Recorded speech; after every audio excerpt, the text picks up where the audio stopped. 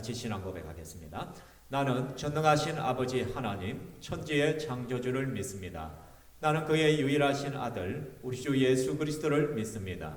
그는 성령으로 잉태되어 동정녀 마리아에게서 나시고 본디오 빌라도에게 고난을 받아 십자가에 못 박혀 죽으시고 장사된 지 사흘 만에 죽은 자 가운데서 다시 살아나셨으며 하늘에 오르시어 전능하신 아버지 하나님 우편에 앉아 계시다가 거기로부터 살아있는 자와 죽은 자를 심판하려 오십니다. 나는 성령을 믿으며 거룩한 공교회와 성도의 교제와 죄를 용서받는 것과 몸의 부활과 영생을 믿습니다. 아멘.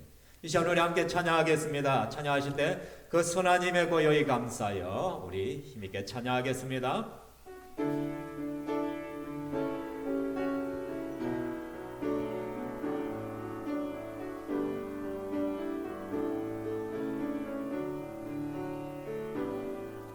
그 선하님의 고요히 감사하여 그 놀라운 평화를 누리며 나 예수님과 함께 걸어가네. 나 성령님과 새 날을 여네. 지나간 허물 어둠의 날들이 무겁게 내 영혼 짓눌러도 오 주여 우릴 외면치 마시고 약속의 구원을 이루소서. 그 선한 힘이 우릴 감싸시니 믿음으로 일어날 일 기대하네. 주 언제나 우리와 함께 계셔 하루 또 하루가 늘 새로워. 주께서 밝히신 작은 불꽃이 어둠을 내치고 타오르네. 그 빛에 우리 모두 하나 되어 온누리에 비추게 하소서. 그 선한 힘이 우릴 감싸시니 믿음으로 일어날 일 기대하네. 주 언제나 우리와 함께 계셔 하루 또 하루가 늘 새로워. 이 고요함이 깊이 번져갈 때 저 가슴 벅찬 노래 들리네. 다시 하나 내게 이끄소서. 주님의 빛이 빛나리라. 그 선한 힘이 우릴 감싸시니 믿음으로 일어날 일 기대하네. 주 언제나 우리와 함께 계셔 하루 또 하루가 늘 새로워. 주님의 임재 우릴 감싸시니 기도하며 일어날 일 기대하네.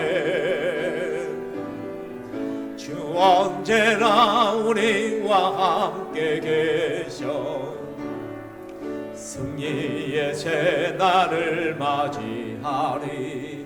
아멘. 아무리 코로나가 기승을 부리고 우리의 삶에 여러 가지 힘들고 어려운 일들이 힘으로 칠지라도 우리는 주님을 기대하며 주님을 의지하며 살아가는 그리스도인입니다. 우리는 믿음으로 살아가는 것입니다. 하나님을 의지하며 힘있게 우리는 주님 앞에 나갈 수 있기를 소망합니다. 이 시간에 계속해서 찬양하기를 원합니다. 우리 삶의 모든 것들은 당연한 것이 아니라 하나님의 은혜임을 이 시간 함께 고백하겠습니다. 함께 찬양합니다.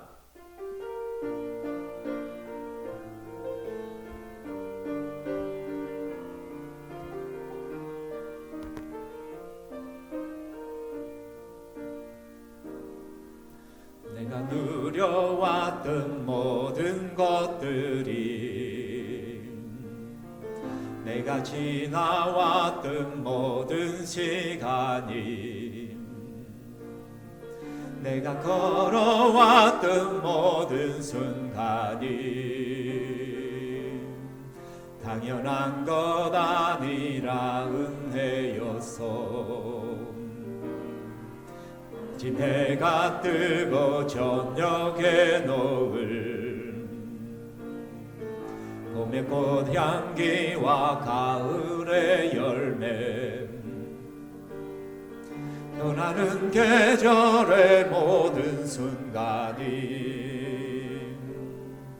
당연한 것 아니라 은혜였어. 모든 것이 은혜,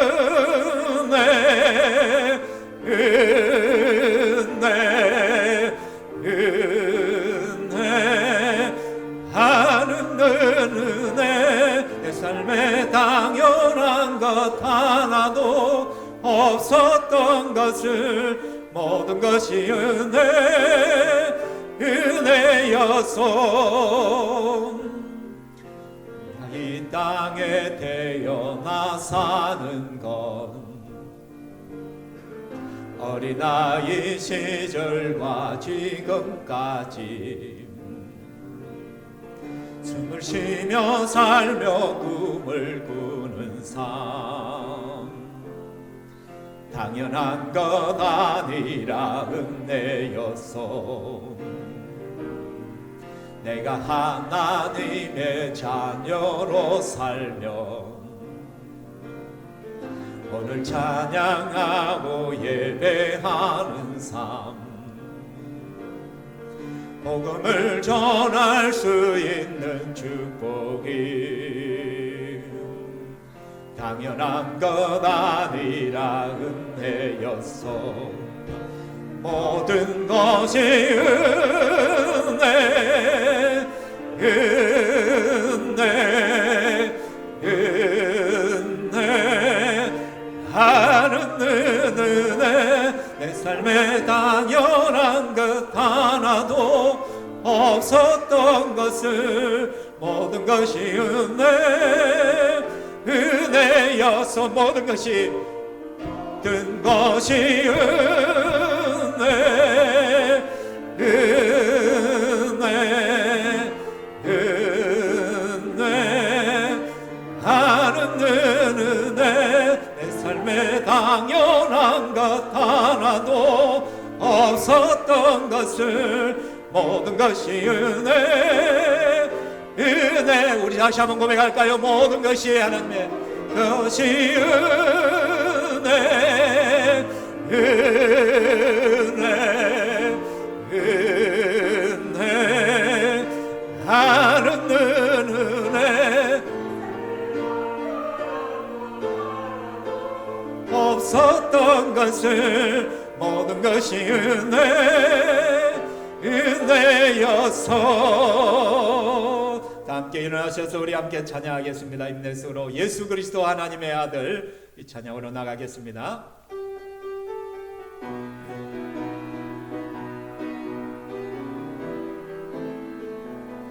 예수 그리스도 하나님의 아들, 생명의 근원 예수 그리스도, 예수 그리스도 하나님의 아들, 생명의 근원 두 앞에, 주님 이름 앞에 두 손 높이 들고 온 마음을 다해 주님 경배하리. 주님 이름 앞에, 주님 이름 앞에 두 손 높이 들고 온 마음을 다해 주님 경배할 예수 그리스도, 예수 그리스도 하나님의 아들, 생명의 근원 예수 그리스도, 예수 그리스도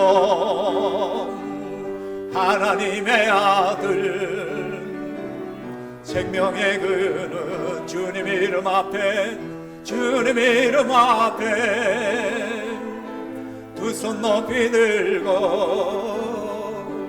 두 마음을 다해 주님 경배하리. 주님 이름 앞에, 주님 이름 앞에 손 높이 들고 온 마음을 다해 주님 경배하. 주님 이름 앞에, 주님 이름 앞에 두 손 높이 들고 온 마음을 다해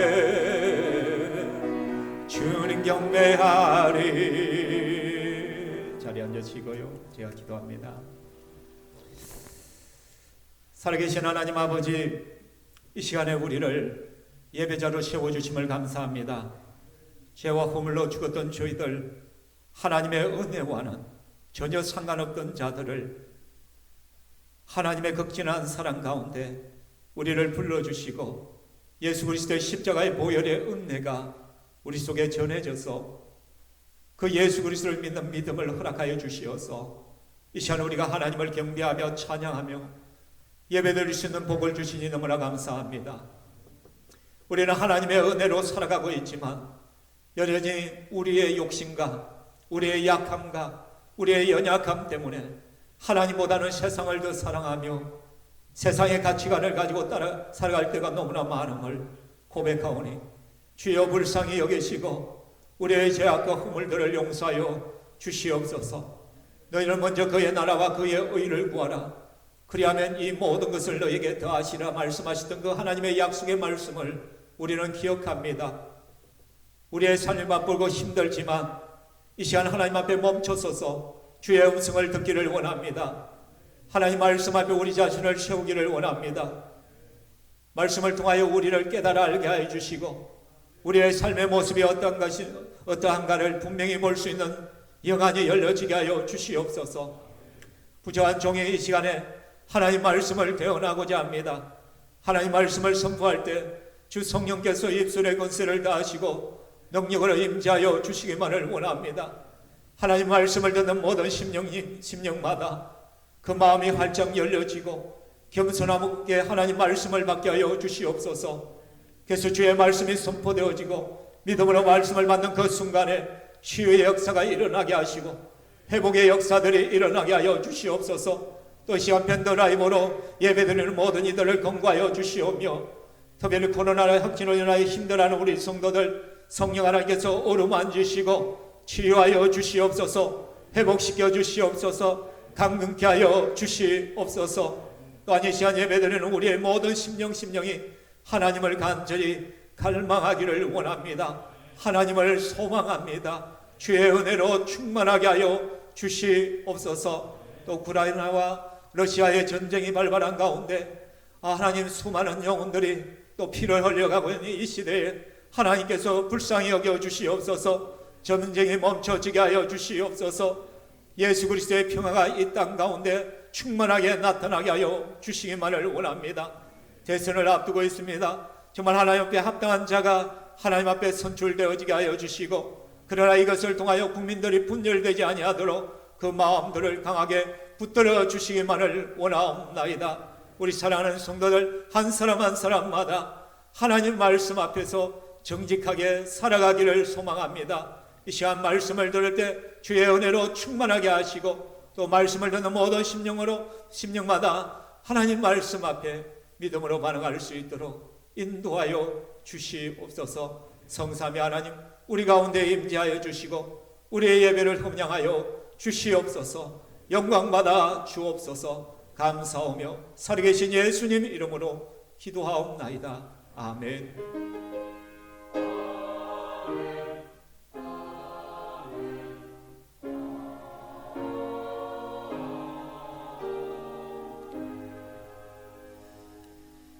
귀한 하나님의 말씀 봉독해 드리겠습니다. 하나님 말씀 사도행전 3장 1절에서 10절 말씀입니다. 사도행전 3장 1절에서 10절까지의 말씀 제가 봉독해 드립니다. 제9시 기도 시간에 베드로와 요한이 성전에 올라갈새 남에서 못 걷게 된 이를 사람들이 메고 오니 이는 성전에 들어가는 사람들에게 구걸하기 위하여 날마다 미문이라는 성전문에 두는 자라. 그가 베드로와 요한이 성전에 들어가리 함을 보고 구걸하거늘 베드로가 요한과 더불어 주목하여 이르되 우리를 보라 하니 그가 그들에게 무엇을 얻을까요 바라보거늘 베드로가 이르되 은과 금은 내게 없거니와 내게 있는 이것을 내게 주노니 나서는 예수 그리스도의 이름으로 일어나 걸으라 하고 오른손을 잡아 일으키니 발과 발목이 곧 힘을 얻고 뛰어서서 걸으며 그들과 함께 성전으로 들어가면서 걷기도 하고 뛰기도 하며 하나님을 찬송하니 모든 백성이 그 걷는 것과 하나님을 찬송함을 보고 그가 본래 성전 미문에 앉아 구걸하던 사람인 줄 알고 그에게 일어난 일로 인하여 심히 놀랍게 여기며 놀라니라. 아멘. 찬양대 찬양이 있겠습니다.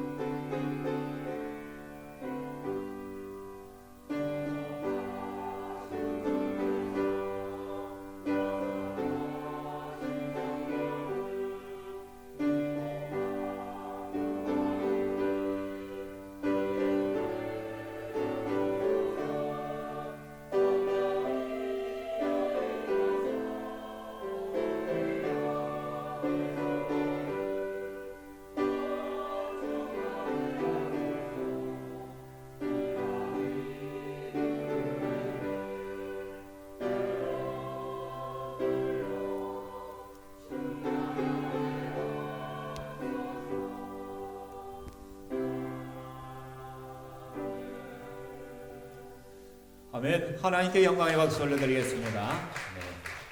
네. 인원이 많이 줄었는데도 불구하고 이렇게 또 열심히 찬양해 주니까 너무 감사한 것 같아요. 우리 찬양대를 한번 격려하면서 박수를 한번 올려드릴까요? 예, 수고 많으십니다. 네, 감사합니다. 저는 조금 전에 오늘 설교 본문 사도행전 3장 1절에서 10절 말씀을 봉독해 드렸습니다. 아마 이 말씀을 들으면서 어떤 분들 가운데서는 또야? 또 그런 생각이 드는 분들이 있을 것입니다. 그런 분이 계셨다면 눈치가 굉장히 빠른 분입니다. 그러나 지금 제가 왜 이 말을 끄집어내는가 그조차도 의아해하고 계시다면 그 사람은 지난주 설교를 완전히 다 깡그리 다 잊어먹은 분이라 할 수 있을 것입니다.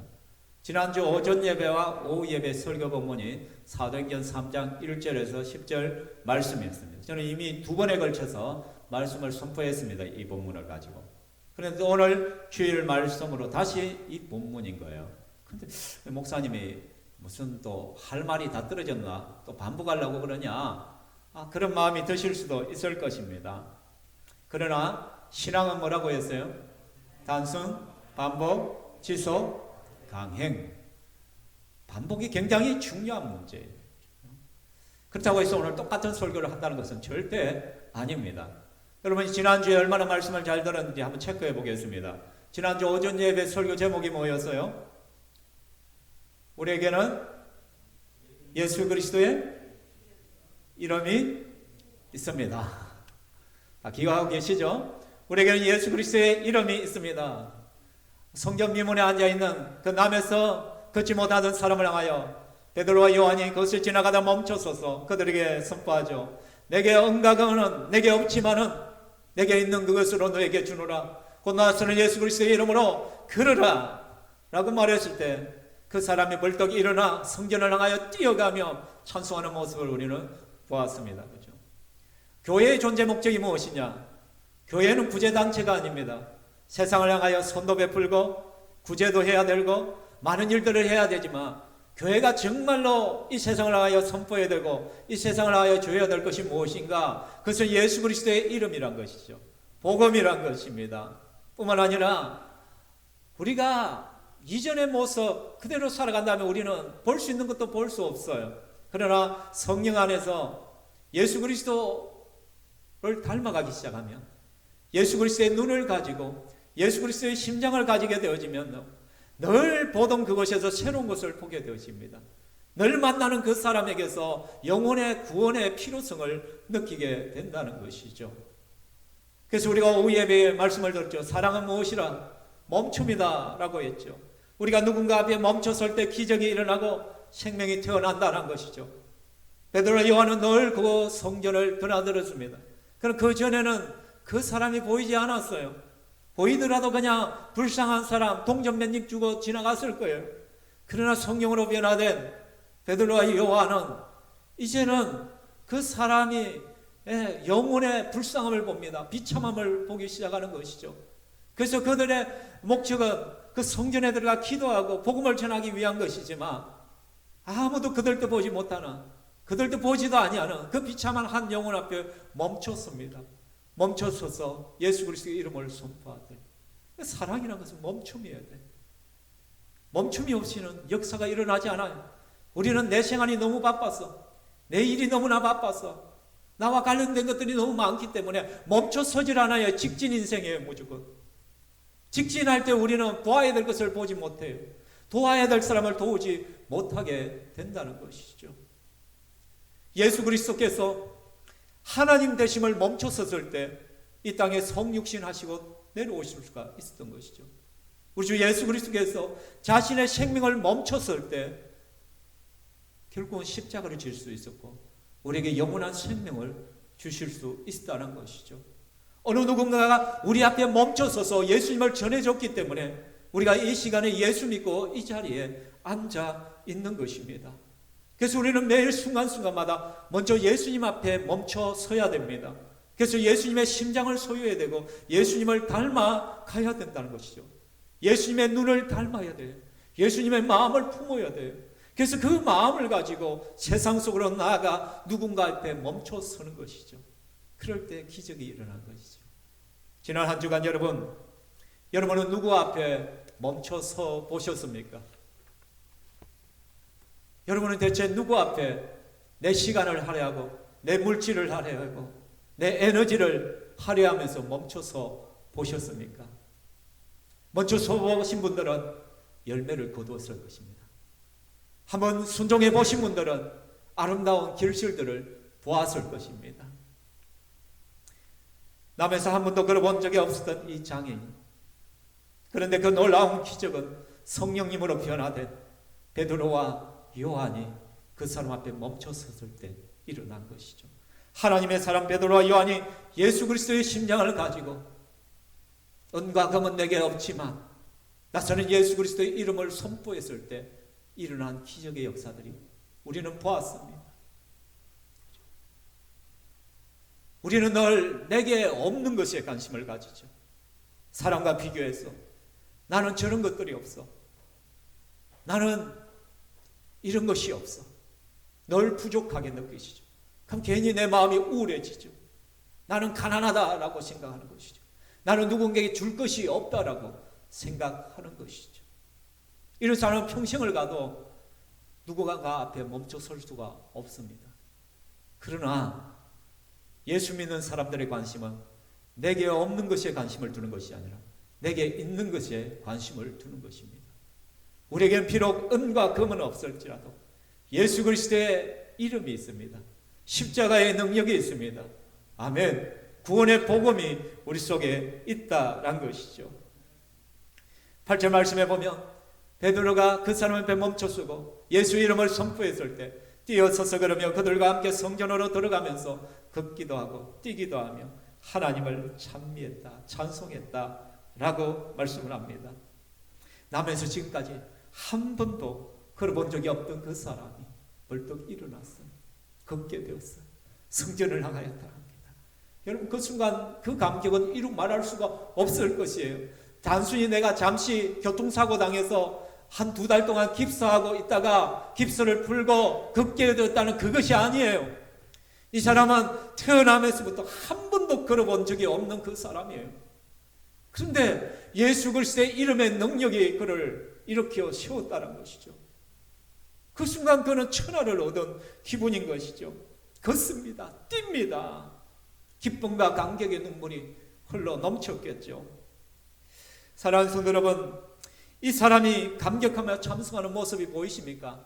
여러분의 상상력을 총동원해가지고 그 모습을 한번 상상해 보시기를 바랍니다. 그 속에는 감동이 있습니다. 감격이 있습니다. 기쁨이 있습니다. 눈물이 있죠.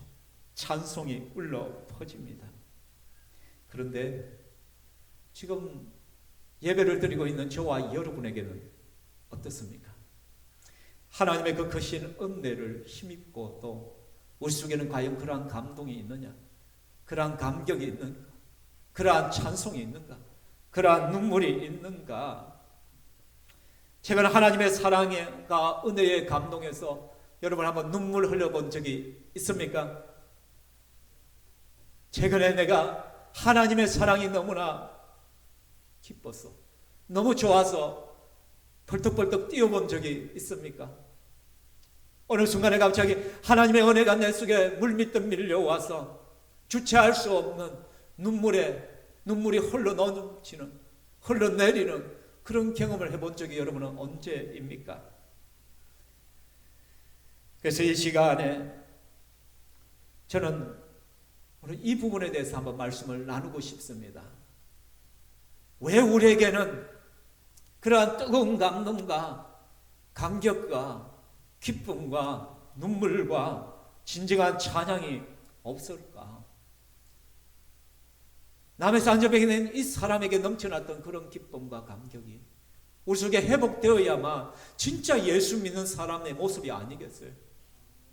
그게 정말 살아있는 그리스도인의 모습이 아닐까요? 그래서 저는 오늘 왜 우리의 인생 가운데는 그러한 기쁨과 감동과 감격과 찬양을 잃어버렸을까? 그 이유를 2가지를 제시하면서 그 이유를 안다면 또 우리가 회복해야 될 부분을 알게 되겠죠, 그죠? 그래서 그 해답을 또 한번 얻어보기를 소망합니다. 첫 번째, 왜 우리에게 뜨거운 감동과 진정한 찬양이 없을까? 그것은 익숙함과 당연함 때문입니다. 내가 누리는 것들에 대해서 너무나도 익숙해져 있고 너무나도 그것을 당연하게 받아들이고 있기 때문에 우리는 감동이 없는 거예요. 감격이 없는 거예요. 기쁨이 없는 것이죠. 우리는 예배의 홍수시대를 살아갑니다. 오전 예배를 드리고 또 오후 예배를 드립니다. 또 수요 기도회를 하죠. 그리고 또한 새벽 기도회를 합니다. 뿐만 아니라 유튜브를 통하여 여러 가지 매체들을 통하여 얼마든지 내가 말씀을 듣고자 한다면 찾아서 말씀을 들을 수도 있습니다. 유명한 목사님들의 설교도 들을 수가 있습니다. 기도도 마찬가지예요. 내가 마음만 먹는다면 언제든지 우리는 기도할 수가 있습니다. 말씀 읽는 것도 말씀 읽는다고 누가 나를 잡아가는 것이 아닙니다. 누가 나에게 핍박을 가하는 것도 아닙니다. 내가 언제든지 할 수 있는 영역들이라는 것이죠. 우리에게는 이런 것들이 너무나 익숙합니다. 별 노력 없이도 늘 우리는 누릴 수 있는 것들입니다. 그래서 우리는 이러한 것들을 너무나도 당연하게 여기는 것이죠. 우리의 일상의 삶을 한번 살펴보십시오. 우리가 식사할 수 있다는 것, 하루 세 끼 밥 먹을 수 있다는 것에 여러분 감격하고 감동해 보신 적이 있습니까? 혹 지난 한 주간 동안 여러분 식사 기도를 하면서 식사 기도 하시죠? 혹시 안 하시는 분 계십니까? 그냥은 식사 기도 하시면서 닭똥 같은 눈물을 한번 흘려보신 적이 있습니까? 이 음식이 너무나도 감사하고 이것을 내가 먹을 수 있다는 것이 은혜라고 느껴보신 적 있습니까? 여러분 쉬고 누울 수 있는 집이 있다는 것에 감사해 보셨습니까? 그것이 전세이든 월세이든 상관없습니다. 어쨌든 내가 누울 수 있는 곳이 있다는 것에 대해서 감사해 보셨냐는 것이죠.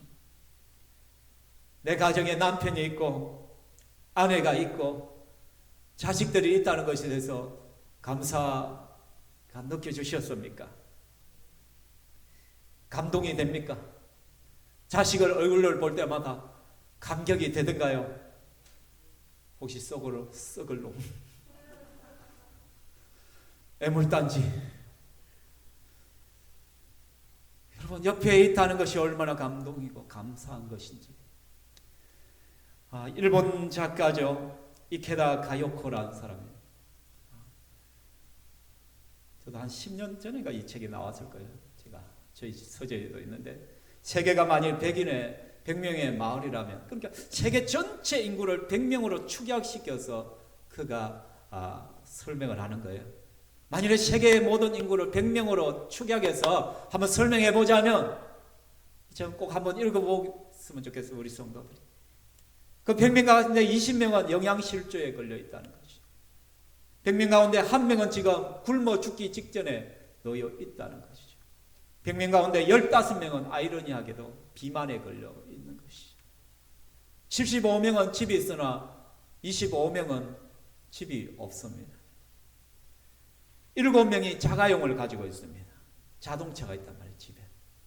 1명이 대학 교육을 받아서 100명의 마을 중에 세계 모든 인구를 갖다 100으로 딱 추계했을 때 1명만 대학 교육을 받았다는 것이죠. 2명이 컴퓨터를 가지고 있다라고 합니다. 그렇다면 한번 생각해봐요. 이 속에 여러분 다 해당하지 않아요? 우리 집에는요 컴퓨터가 5대예요. 컴퓨터 3대에 노트북 2대까지가 5. 그러다가 또 다른 전자기기 하면 상당히 많아요. 대한민국 인구 중에 부자 아닌 사람이 없어요. 우리 가운데 부자 아닌 사람이 없어요. 세계를 딱 100명의 사람으로 축약해서 한번 계산을 해보면 우리 가운데 굶어 죽는 사람이 어디 있고 우리 가운데 지금 영양실조에 걸린 사람이 어디 있고 집 없는 사람이 어디 있어요. 월세냐 전세냐 그 문제일 뿐이지 대부분 집에 보면 자동차 하는 데 지금 있죠.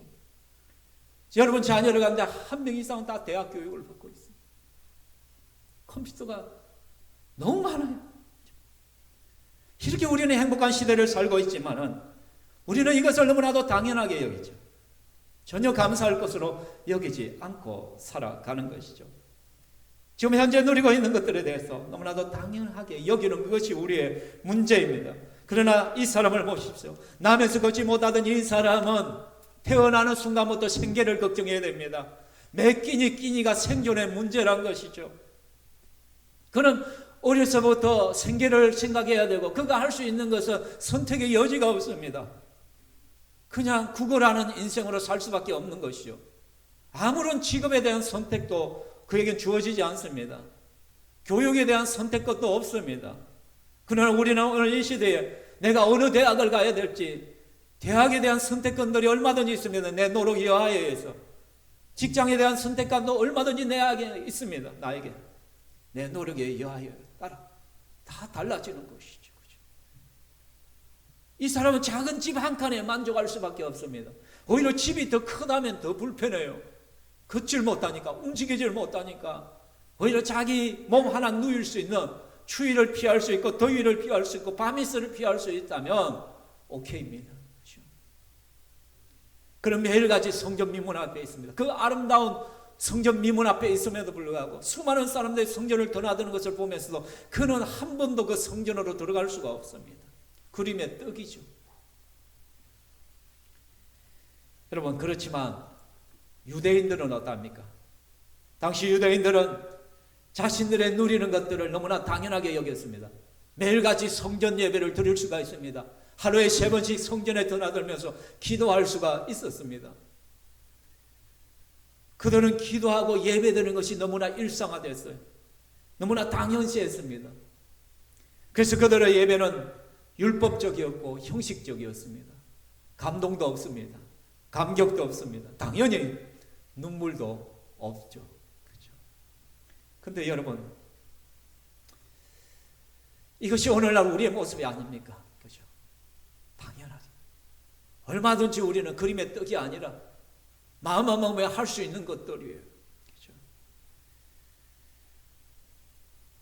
이런 사람들, 그 감동과 감격이 없는 사람들의 특징이 뭔지 아십니까? 내 속에 감동이 사라지고 감격이 사라지고 찬양이 사라지고 감사가 사라진 사람들의 특징은요, 첫 번째, 눈에 보이는 종교적 허상을 따라가게 돼요. 왜? 감동과 감격이 없기 때문에, 본질적인 것을 잃어버렸기 때문에 이제부터는 비본질적인 것에 관심을 가져요. 그것을 자랑한다는 것이죠. 눈에 보이는 종교적 허상, 그게 뭐예요? 그 당시에 예루살렘 성전이 그들의 자랑거리였단 말이에요. 그 당시 예루살렘 성전은 헤롯이 다시 정축한 굉장히 아름다운 성전이었어요. 그래서 성전 앞뒤를 보면은 여러분 황동으로 장식을 해놔요. 벽에도 보면요 아주 아름다운 것으로 포장들을 해놔요. 그래서 정오에 햇빛이 딱 비치기 시작하면요 그 성전이 그냥 빛이 나요. 황금빛으로. 얼마나 황홀한지 모릅니다. 그래서 제자들은 그런 아름다운 성전을 막 자랑했죠. 예수님을 따라다니면서. 그 제자들이 보면 예수님께 말씀을 해요. 뭐라고 하냐면 예수님 저 성전을 한번 보라고. 예수님 한번 보십시오. 이 성전이 어떠합니까? 이 성전이 얼마나 아름답습니까? 그래서 예수님이 뭐라고 하냐면 내가 이 큰 건물을 보느냐 돌 하나도 돌 위에 남지 않게 될 것이다. 예수님의 말씀대로 AD 70년 로마의 티토 장군에 의해서 그 예루살렘 성전이 완전히 초토화되고 다 허물어졌죠. 그들은 감동과 감격이 없으니까 그들은 해파되고 무너질 그 성전을 부여잡고 자랑하는 거예요. 그것을 기뻐하는 거예요. 초대교회에 복음이 전파되고 핍박을 받을 때는 정말로 예배의 감격이 있었습니다. 기쁨이 있었습니다. 그러나 콘스탄티누스 대제가 AD 313년 기독교를 공인화시키고 그 뒤에 국교화시키고 그 이후는 어떻게 되면 핍박이 사라지니까 그들에게는 감동과 감격이 사라져버려요. 그래서 그들이 한 일이 뭐예요? 굉장히 화려한 성당을 짓기 시작했죠. 엄청난 성당을 지어놓고 그것을 장식하기 시작하는 거예요. 그것을 자랑하는 것이죠. 오늘날 한국교회가 예수 그리스도의 복음에 대한 감동이 없고 감격이 없으니까 우리 속에 그런 감격과 감동이 없으니까 우리가 자랑하는 것들이 뭐예요? 화려하게 수놓은 예배당을 자랑하기 시작해요. 엄청나게 큰 예배당들을 세워놓고 화려하게 장식을 해놓고 온갖 아름다운 것으로 치장해놓고 그것을 드나들면서 그것에 만족하면서 그것에 기뻐하면서 이야 대단하고 저 예배당 보라고 저렇게 예쁜 예배당이 어디냐고 저렇게 큰 예배당을 보면서 자랑합니다. 어깨에 힘을 주고 살아가는 것이죠. 왜?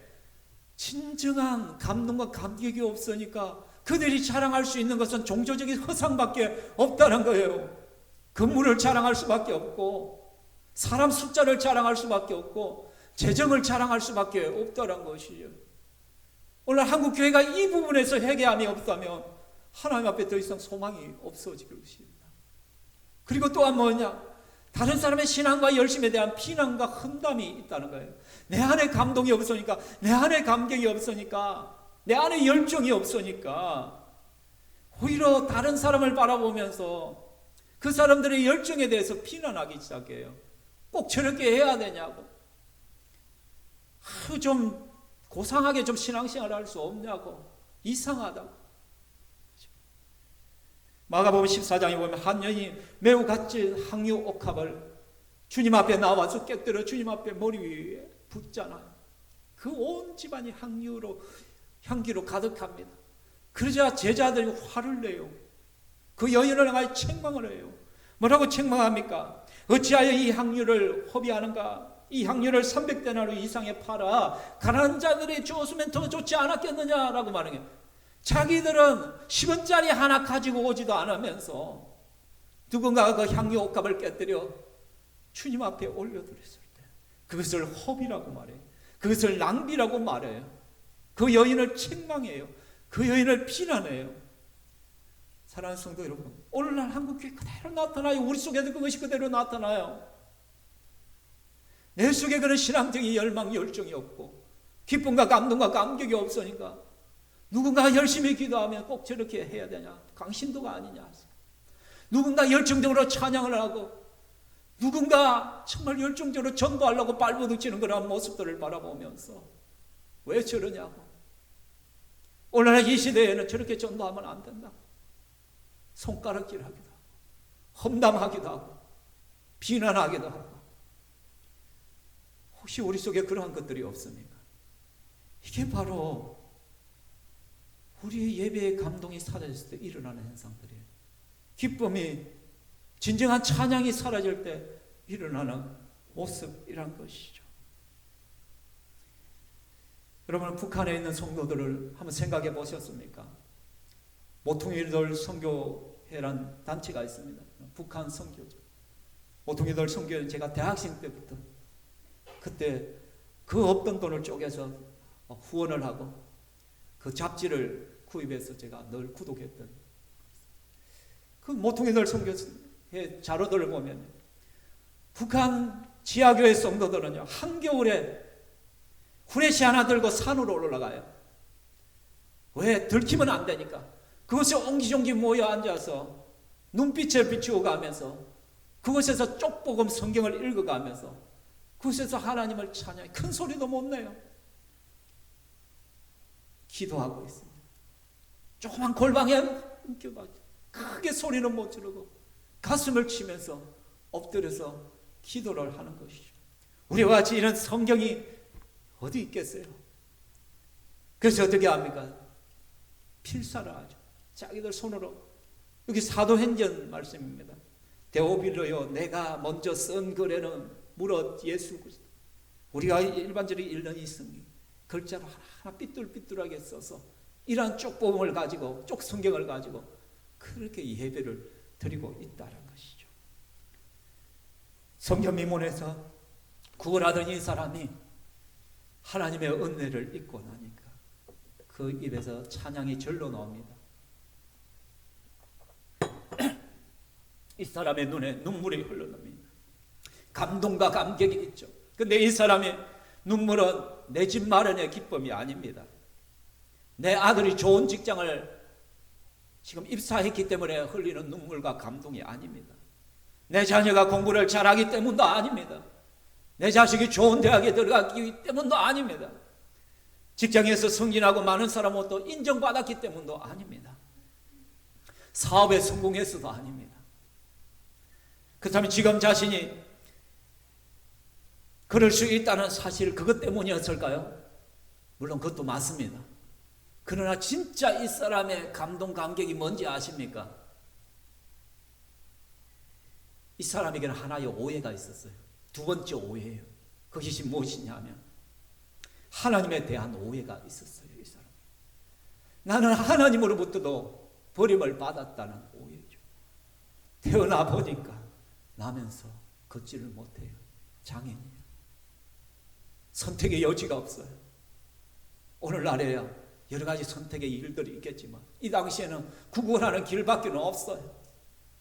생계를 걱정해야 돼요. 미래가 불투명합니다. 절망해요. 그렇게 이 사람은 40년을 그렇게 살아왔단 말이에요. 왜 하필 나에게 하나님은 나를 버리셨구나. 하나님이 살아계시다며 어떻게 내 인생에 이렇게 엉망되고 망가지게 만들 수 있냐는 것이죠. 어떻게 40여 년을 이 고통 속에 살게 하시느냐는 거죠. 이 사람 마음속에는 나는 하나님으로부터도 버림받은 사람이야. 그러한 오해가 있을 수밖에 없는 것이죠. 그런데 바로 이날에 웬 두 사람이 지나가다가 자기를 쳐다봤더니 자기가 기대했던 돈은 주지 않는데 이상 선포를 하는 거예요. 내게 있는 것으로 너에게 주노니 나서는 예수 그리스도의 이름으로 일어나 걸으라 라고 하는 거예요. 그 말씀을 듣는 순간 갑자기 발목에 힘이 들어가요. 그 발목의 힘이 나의 복사뼈를 통과하고 무릎을 통과해요. 허벅지를 통과해요. 그러면 갑자기 벌떡 일어서게 되어지더란 것이죠. 뛰어서서 걷게 되어지더란 거예요. 지난주에 제가 설명했죠. 뛰어서서란 건. 근데 실제적으로 우리의 국어법에 맞지 않죠. 서서 뛰어 걸으며 이것이 맞지. 서서 서고 걷고 뛰는 것이지. 뛰어서서 걸으며 이 말이 안 돼. 근데 헬라어 원문 그대로 맞아요. 이거. 처음에 뛰어는 건 무슨 말이에요? 그 말씀이 선포되다 맞아 갑자기 용수철처럼 튀어 올랐다는 거예요. 성령이 그의 발목과 무릎에 허벅지에다가 힘을 주니까 생명력을 불어넣으니까 튀어오르게 돼요. 튀어오르게. 그리고 뛰고 기뻐서 춤을 추면서 걷고 그렇게 바라보던 그림에 떡이던 미문을 통과해요. 그리고 성전을 나아가요. 하나님을 마음껏 찬양하게 된 것이죠. 하나님의 만져주심, 하나님의 돌보심, 하나님의 찾아오신 것입니다. 하나님이 나를 신방하신 거예요. 지금까지 나는 하나님께 버림받았다라고 생각했는데 하나님은 내 인생을 전혀 관심이 없다라고 생각했는데 근데 하나님께서 나를 찾아온 거예요. 베드로와 요한을 통하여 나를 신방하신 거예요. 나를 만져주신 거예요. 나를 돌보아 주신 거예요. 그러니 그는 눈물을 흘리며 하나님 앞에 이렇게 고백할 수밖에 없죠. 하나님 감사합니다. 나를 잊으신 것이 아니었네요. 저는 하나님께 버림받은 사람이 아니었네요. 하나님 저를 기억해 주셔서 감사합니다. 저를 돌아보심을 찬양합니다. 이것이 이 사람의 진정한 고백이 아니에요. 그러니 그는 감동 안 할 수가 없어요. 감격하지 않을 수가 없어요. 찬양하지 않을 수가 없어요. 우리의 찬양과 근본적으로 달라요. 조금 전에 여러분 우리는 함께 찬양했습니다. 찬양대도 찬양했습니다. 여러분이 찬양할 때 정말 내 안에 감동이 되고 감격이 되어서 그것을 쏟아 부었습니까? 지그시 눈을 감고 혹시 찬양하나요? 지쳐가지고 푹 해가지고 찬양하지는 않았습니다. 어디 찬양 잘하나 한번 보자 하면서 찬양하고 있지는 않았습니까? 아이고 목사님 저 박자 놓쳤는데, 아이고 저 음정 틀렸는데, 그런 마음으로 찬양하고 있지는 않았습니까? 근본적으로 다르죠. 우리의 찬양과 이 사람의 찬양, 하나님의 은혜를 알고 하는 찬양과 모르고 하는 찬양은 다를 수밖에 없어요. 하나님의 은혜를 아는 자의 감동과 감격에 비교할 수가 없는 것이죠. 우리의 믿음을 정직하게 한번 살펴보아야 됩니다. 우리 역시 오랜 신앙생활과 기도에도 불구하고 변화되지 않는 환경과 처지로 인하여 낙심하고 계신 분이 있을 수도 있습니다. 하나님이 과연 나의 기도를 들으실까? 하나님에 대해서 의심을 품고 있는 분들도 있을 수가 있습니다. 그러나 오늘 말씀이 증거합니다. 하나님은 결코 우리를 잊으신 적이 없으시다고 하나님의 때가 있음을 말씀하고 있습니다. 그 하나님의 때란 것은 내가 준비되어야 될 때, 내 안에 간절함, 갈급함이 준비되어야 되고 또한 환경이 준비되어야 돼요. 이 사람이 아무리 준비되고 내가 되고 싶다 하지만 베드로와 요한이 준비되어져야 돼요. 이 베드로와 요한이 성령을 받아야 돼요. 그들이 예수님의 심장을 소유해야 돼요. 예수님의 가슴을 소유해야 돼요. 예수님의 긍휼하심을 소유해야 돼요. 그래야 나를 보고 내 앞에 멈춰 서지니까 그 하나님의 복음을 유통할 수 있는 자가 준비되어져야 된다는 것이죠. 하나님, 우리 주위의 많은 일들 가운데 내가 준비되지 않아서 아직도 누군가가 회복되지 않는 사람이 있을 수도 있습니다. 우리가 이 시간에도 성령으로 충만해지고 이 시간에 우리가 예수님을 더 깊이 닮으면요, 하나님께서는 우리를 통하여 일으키실 자들이 많습니다. 소망과 희망을 줄 자들이 많습니다. 예수 복음으로 구원할 자들이 많습니다. 중요한 것은 내가 준비되지 않아서 그렇지 않을까요? 말씀을 맺고자 합니다. 오늘 말씀에서 두 가지를 제가 말씀드렸습니다. 우리에게 감동과 감격을 회복하고자 한다면 내가 누리고 있는 모든 것은 당연한 것이 아니라 하나님의 은혜라는 것을 깨달아야 됩니다. 조그만 것도 사소한 것에서도 이것은 내 힘으로 된 것이 아니야. 하나님의 은혜야. 하나님이 도와주셔서 그런 거야. 하나님 감사합니다. 이게 있어요. 두 번째, 하나님은 언제나 나를 기억하시고 하나님의 때에 나에게 찾아오시는 분이란 하나님에 대한 오해를 내려놓아야 돼. 이 시간 여러분, 하나님이 여러분을 신방하기를 주의 이름으로 축원합니다. 이번 한 주간 우리의 모든 삶의 영역에 하나님이 여러분을 신방하기를 소망합니다. 하나님이 여러분을 어루만지시기를 바랍니다. 오늘 밴드 라이브로 말씀을 듣고 있는, 예배 드리고 있는 여러분의 가정 속에서도 우리 호준이에게도 하나님의 신방이 임하기를, 하나님의 은혜가 어떻게 임하기를 주의 이름으로 축원합니다. 주은이에게도, 태훈이에게도, 또 우리 여러 성도들에게도 그런 회복의 역사들이 정훈이에게도 일어날 수 있기를 소망합니다. 우리의 삶의 모든 영역에서 이러한 은혜를 체험하고 정말 예수 그리스도의 은혜에 대한 감동과 감격과 찬양을 회복하며 그렇게 살아가는 저와 여러분 되기를 주의 이름으로 축원합니다. 아멘. 이 시간 우리 함께 찬양하겠습니다. 욥의 고백 우리 함께 찬양하겠습니다.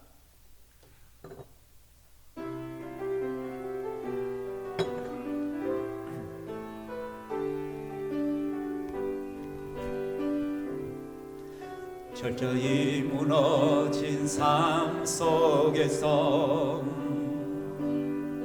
하나님 나에게 역사하시고 믿음의 시선을 허락하사 주를 주목하게 하시네. 견디기 힘들 때도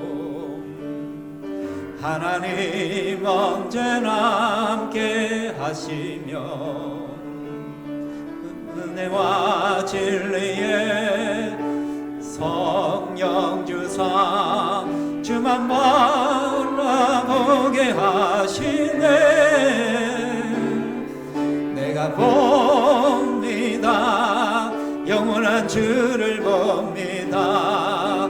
귀로만 들었으나 이젠 봅니다. 내가 봅니다. 존귀한 주를 봅니다. 연약한 내 영혼이 이젠 주를 봅니다. 철저히 무너진 삶 속에서 하나님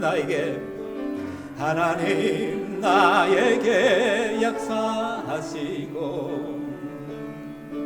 믿음의 시선을 허락하사 주를 주목하게 하시네. 때로는 견디기 힘들 때도 하나님 언제나 은혜와 진리에 성령 주사 주만 바라보게 하시네. 내가 봅니다. 영원한 주를 봅니다. 귀로만 들었으나 이젠 봅니다. 내가 봅니다. 존귀한 주를 봅니다. 연약한 내 영혼이 이제 주를 한 번 더 고백할까요? 이제 내가 봅니다. 내가 봅니다. 영원한 주를 봅니다. 귀로만 들었으나 이젠 봅니다. 내가 봅니다. 존귀한 주를 봅니다. 연약한 내 영혼이 이젠 주를 봅니다. 내가 봅니다. 영원한 주를 봅니다. 귀로만 들었으나 이젠 봅니다. 내가 봅니다. 존귀한 주를 봅니다. 연약한 내 영혼이 이젠 주를 봅니다. 욥의 고백처럼 내가 지금까지는 귀로만 들었으나 이제 내가 눈으로 주님을 봅니다. 이 남에서 한 번도 걸어보지 못한 이 사람이 40년 동안 귀로만 하나님을 들었습니다. 귀로만 예수님에 대해 소문을 들었습니다. 근데 이 날에 그런 주님을 눈으로 봤습니다. 직접 만났습니다. 그럴 때 온전한 감동과 감격과 그 삶이 완전히 변화되어 새로워진 역사들이 일어났습니다. 우리 이 시간에 기도할 때 하나님, 나도 하나님에 대해 주님에 대해서 귀로만 듣는 인생이 아니라 내 삶 가운데 눈으로 보는 내 삶이 되게 하여 주시옵소서. 이 시간에도 주님께서 나를 찾아오시고 나를 신방하여 주시어서 나를 만나 주시고 나를 새롭게 하시고 내 안에 메마른 내 감동, 내 마음을 새롭게 하시고 감동과 감격이 살아나게 하시고 진정한 찬양이 회복되게 하여 주시옵소서. 함께 기도하며 나가시겠습니다. 함께 기도합니다. 오 살아계신 하나님 아버지, 이 시간 우리가 하나님 앞에 나아갑니다. 그동안 우리가 하나님에 대해서 귀로만 알고 귀로만 듣고 오던 우리의 삶, 40년 동안 남에서 안전뱅이로 살아오던 이 사람이 오늘 예수 그리스도를 만나고 생명의 주님을 만남으로 말미암아 귀로서 듣는 하나님이 아니라 귀로서 듣는 예수 그리스도가 아니라 이제는 주님을 눈으로 바라보며 그 하나님을 높이 찬양하고 그 감동과 감격으로 성전을 향하여 뛰어가는 모습들을 보게 되어집니다. 하나님 아버지, 우리의 메마른 가슴을 불쌍히 여겨 주시옵소서. 둔탁하여 쩍쩍 벌어지는 이 메마른 심령을 이 시간에 성령으로 새롭게 하여 주시기만을 원합니다.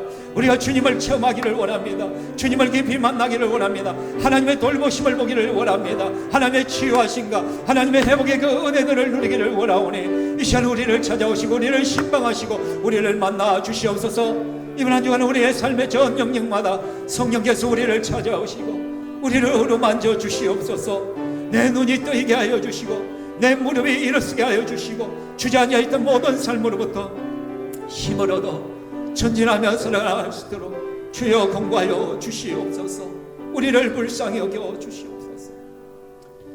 살아계신 하나님 아버지, 이 시간 말씀을 통하여 우리 자신을 보게 하심을 감사합니다. 하나님께서 내게 주신 은혜가 너무나도 큼에도 불구하고 그것들을 익숙하게 여기고 당연한 것으로 여김으로 말미암아 어느새 우리 속에 감동과 감격과 기쁨과 찬양과 눈물을 잃어버렸습니다. 다시 한번 하나님, 이것들이 당연한 것들이 아니라 모든 것이 하나님의 은혜임을 다시 한번 깨달아 알게 하시고 우리를 회복시킴으로 말미암아 다시 한번 우리의 눈물을 회복시켜 주시옵소서. 우리의 감동을 회복시켜 주시옵소서. 또는 하나님이 나를 버리신 것이 아니라 지금까지 우리가 하나님에 대해서 귀로만 들었던 것이 이제는 눈으로 볼 수 있기를 원합니다. 사랑하는 주여, 하나님께서 우리를 찾아오심으로 말미암아 우리의 강박한 심령을 깨뜨려 주시고 너무나도 둔탁하고 메말라서 쩍쩍 갈라지는 우리의 심령을 성령으로 새롭게 하여 주심으로 말미암아 우리의 영혼이 살아나게 하여 주시옵소서. 하나님이 나를 찾아오시고 나를 기억하시고 언제든지 나에게 복 주시고 나와 함께 하시는 임마누엘 하나님이심을 분명하게 깨달아 알므로 말미암아 이 시간에 하나님을 온전히 높이게 하여 주시옵소서. 귀로서 듣는 하나님이 아니라 눈으로 보고 내 손으로 만지는 하나님이 되게 하여 주시기만을 원합니다. 시절이 힘들고 어렵습니다. 환경이 어렵습니다. 세월이 어렵습니다. 불평만 하고 원망만 하고 주저앉는 것이 아니라 더욱더 하나님을 붙듭니다. 더욱더 하나님 앞에 멈췄습니다. 하나님 말씀을 의지하며 믿음으로 전진합니다. 주의 영광을 보게 하여 주시옵소서. 내 인생의 미문이 활짝 열려지게 하여 주시고 황금문이 열려지게 하여 주시옵소서.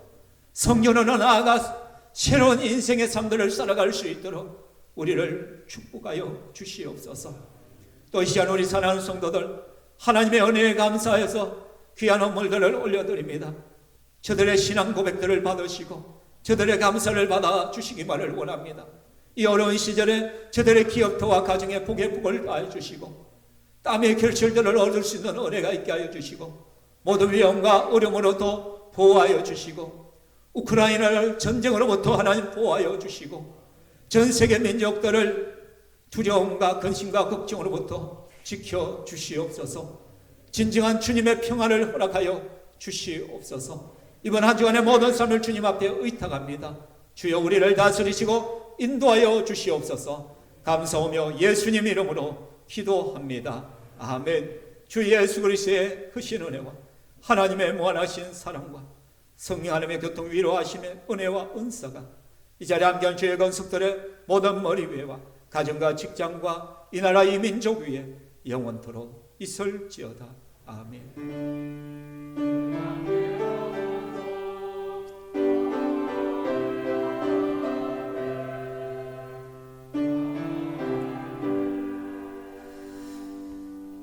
하나님께 영광의 박수 올려드리겠습니다.